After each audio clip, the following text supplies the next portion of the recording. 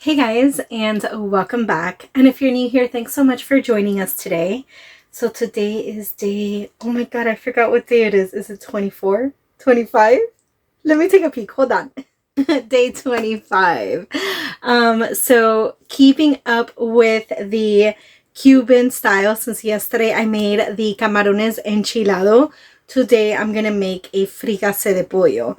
It's basically a chicken stew that's basically chicken sofrito, which is the same thing I used in the enchilado, and potatoes. I am gonna add 1 carrot just to make it a little bit more hearty, and I'm gonna make double the portion. Typically I do 1 chicken thigh per Lou and me. But she's been craving tofu and I forgot to press it today. So I will make her tofu tomorrow. So I'm going to go ahead and make double the batch of fricassee de pollo so that I can have that tomorrow because I don't care too much for tofu. So let me show you the ingredients and let's get to cooking. So you'll see I have a fresh batch of sofrito that I just made. I have my big stew pot out so that I can season and sear the chicken, which I am going to go ahead and dice into cubes just to make it, 1, faster to cook, and 2, they're bite-sized pieces. And then we're going to peel and basically quarter, about 4 pieces of the potato, and peel and slice this carrot and throw it all in there.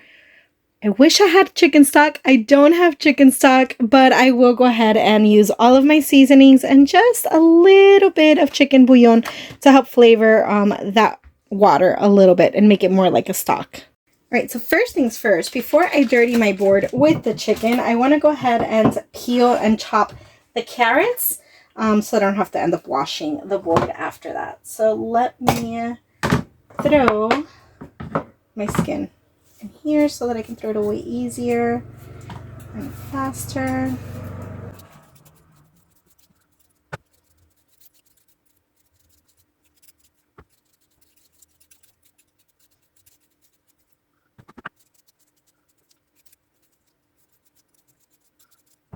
Since the potatoes are peeled, let me go ahead and peel the carrot as well. Get that out of the way. Go ahead and throw this away. And then cut it in 3. There's some good sizes. Ooh, potatoes always stick to my knife.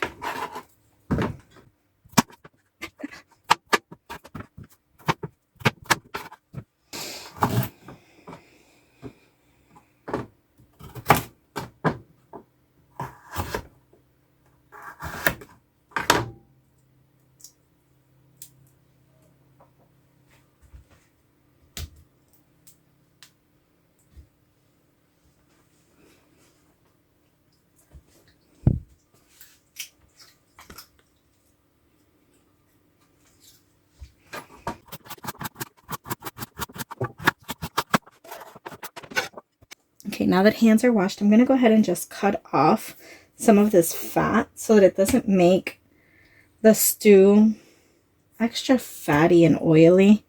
I don't mind some fat, just not an excessive amount, like these big old chunks.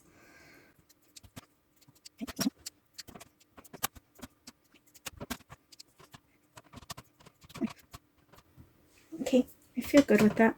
I'm going to go ahead and cut this into little chunks. Might be faster with my knife today.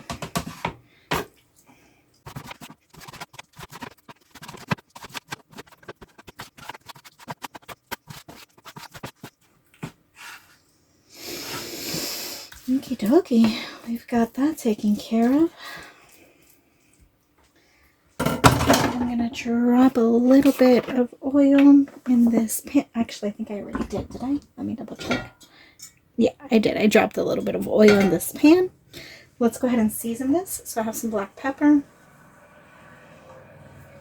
I have some onion powder. I have some garlic powder. I have pink salt. I have some sazon. And let's turn on the heat on this pan because I did not do that. Okay, it's on. I'm gonna give my hands a quick wash so that we can actually let me pick up this fat from the sink that I threw in there and then wash my hands. I'm hoping that's hot enough. Feels a little hot. I'm gonna go ahead and throw the chicken in so that it can start getting a little sear. I don't want to cook it like this. I just basically want it to brown a little bit before I start throwing in everything else and the liquid. I'm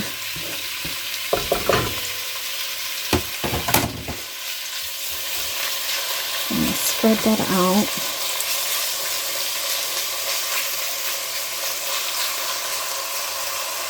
Try to get as much of it touching the pan as possible.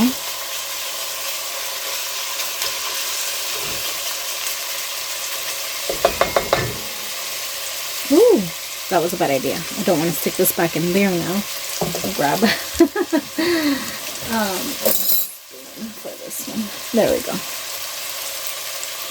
All right, we'll give that maybe 2 to 3 minutes. Stir it, give it another 2 to 3 minutes, and then I'll start throwing everything in. That is smelling amazing. I'm going to go ahead and give it a stir. Sure enough, it's sticking to the pan, which means that it is brown. It's definitely getting a sear.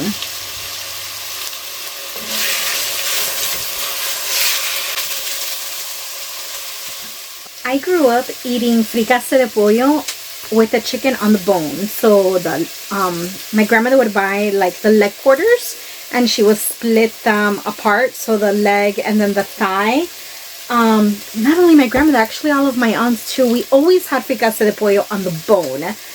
It would definitely give the stew that much more flavor. Everything bone in is more flavor, trust me. But Lou has a bit of a problem with chicken. She doesn't like the way they look. She says it looks very much realistic to a chicken, the whole leg, whereas a steak doesn't look like a cow. So since being with her, I've got accustomed to either shredding chicken or dicing chicken. I rarely make chicken on the bone whole whenever I'm feeding her, unless we're with my niece and I make her pollo asado. She loves pollo asado, and that I do leave the chicken leg quarters whole because she enjoys it. So yeah, my niece trumps Lou. Okay, so this is done. I am gonna go ahead and throw like 1, 2, 3 heaping tablespoons of sofrito in here. I'm gonna give it a stir. I would typically stir it so that sofrito can get nice and warm and coat the pan, but this sofrito just finished being made, so it is totally warm. So I'm just gonna coat the chicken. And now that that's done, I am gonna throw in the veggies. I am going to season the veggies the same way I did the chicken. So we're going to add some black pepper, some onions, some garlic powder, some pink salt, some more sazon, and we're going to add a couple of bay leaves in here. So I have 1, 2, what I have left are just crumbs. I think I'm ready to throw this away. And we're going to top it with liquid. So basically right now we only want to put enough liquid to cover it. 1. And just a little bit more to get on top of those potatoes. And 2. If I press down, I'm sure they'll be covered. Yeah. Alright, I'm going to give this a stir. I'm going to add the chicken bouillon to it. Try to deglaze the pan as much as I can. Now that there's liquid in there, I don't want to feel any rough pieces on the bottom. I have half a chicken bouillon already wrapped because I only used half of it. I typically don't use a whole piece because it is pretty salty. so I don't use too much of it. This is going to give it that chicken broth flavor, especially since I'm not using bone-in chicken. That's going to help a lot. There we go. Throw in the rest of this sazon. No point in keeping that. All right. I am going to wait for this to come to a boil. And then I'm going to reduce it a little bit. Not too much. Because this is going to cook. You want to look for basically the potatoes and the carrots to be fork tender. And because I'm not using the chicken bone in, the chicken's going to cook in no time, especially since I already seared it. So my goal here is reducing the liquid and making those potatoes and carrots fork tender. Might take 30 minutes, might take 45. I will definitely keep you posted. It is 2:51 right now. We've got a light boil going there. So I am going to go ahead and reduce this to like a medium. And I've already put the rice to cook. So I'll check back with you guys in about 30 minutes or so. It is 3:28. Let's take a peek at this. Put my glove on and see how much it's rendered down. I think I lowered it too much because it hasn't rendered down too much. Let me give this a stir. And I think I'm going to increase the heat just a little bit more because this is too soupy for loose taste. I can tell that those potatoes are already super tender. Yeah, let me go ahead and turn it up just so that it can render a little bit more. So I have it on medium high. And I want this to render down about halfway. In the meantime, let me go ahead and start logging into my work programs because I clock in at 3:55 and it's 3:30. I don't have anything opened and ready to go yet. Let me leave it. You know what? Let's leave it uncovered so it can evaporate a bit more. There we go. Okay, so this rendered down for another like 30-ish minutes. Where is my spoon? Let's give this a stir so you can see that it's not super soupy. It's saucy. Who actually came in from sitting outside with Lucy and gave it a bite, and she said that it was really good. So I'm more than likely, since I'm doing a course the first half an hour of my shift, I'm going to eat and work at the same time, and we can give you a taste test.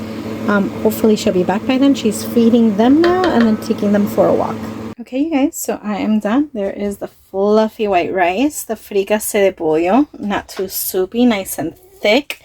Those potatoes and carrots are super tender. I already packed up my leftovers so that I can eat this tomorrow while Lou has the tofu. Let me go ahead and take a picture and we can start chowing down. Okay, there is your arroz, fricassee de pollo, and aguacate. Mine and Lucy's. Yours and Lucy's. Excuse the computer here. I actually just clocked in, but I don't have to start for 3 more minutes. So I'm going to start doing the taste test and then I need to basically log into my work university program because I have a course assigned. Let's do a taste test with you guys. The rice looks awesome. Right. Yeah, the rice super fluffy. I'm having a chicken, potato, and rice together. Okay. The hot. Oh my god, that potato was like, although it's formed, it's mashed potato. And the chicken, which I'm gonna get just a piece of the chicken right now by itself. The flavor, and it just rips apart. I just pressed my tongue against the roof of my mouth and you can feel the strings of the chicken.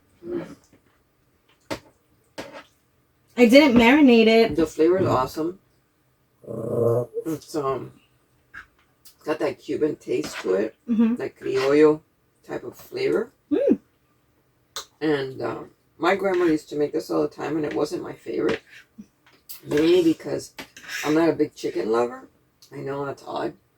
But as you guys can see, these are chicken chunks or pieces.